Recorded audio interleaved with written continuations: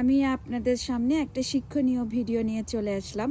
সেটা হলো দেখেন, এটা একটা rail line, rail crossing area. আর এইটার ওপাশেই একটা বিশাল বড় স্কুল আছে, খুব নামকরা স্কুল এই এলাকায়। আমি যেখানে থাকি খুবই, এটা একটা গ্রামার স্কুল ছেলেদের জন্য, মেয়েদের জন্য। তো এখান থেকে প্রচুর ছেলে মেয়েরা ওই পাশে যায়। তো দেখেন এখানে এই সবুজ লেখা আছে রেড স্টপ। এখানে আপনাকে প্রথমে থামতে হবে। থামার পরে আপনাকে খেয়াল করতে হবে যে রেড যদি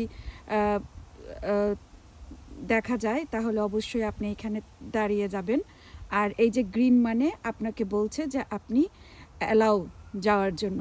তো আপনি যখন এখানে গ্রিন সিগন্যালটা দেবেন তখন আপনি এখান দিয়ে ঠিক এই যে দেখেন, এই যে জায়গাটা ইয়েলো কালার, ঠিক এই ইয়েলো লাইনের উপর দিয়েই আপনাকে যেতে হবে রাস্তাটা ক্রস করে।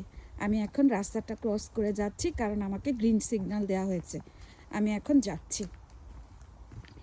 আমি এখানে কখনো শুনিনি, এখন আমি রাস্তার ওপার থেকে এই পারে চলে আসলাম। আমি খুব একটা শুনিনি যে কখনো এই রেল ক্রসিংয়ের কাছে কখনো দুর্ঘটনা বা কোনো অ্যাক্সিডেন্ট হয়েছে কিনা আমার জানা মতে নয়।